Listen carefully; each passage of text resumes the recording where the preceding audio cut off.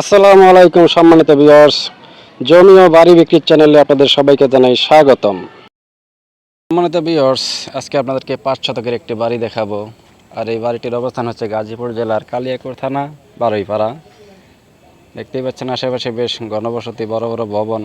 আর জমিতে আসার জন্যই হচ্ছে সেই রাস্তাটি, সামনে পিচ ঢালাইয়ের রাস্তা। আর বাড়িতে প্রবেশ করার জন্য আছে 6 ফিটের একটি রাস্তা।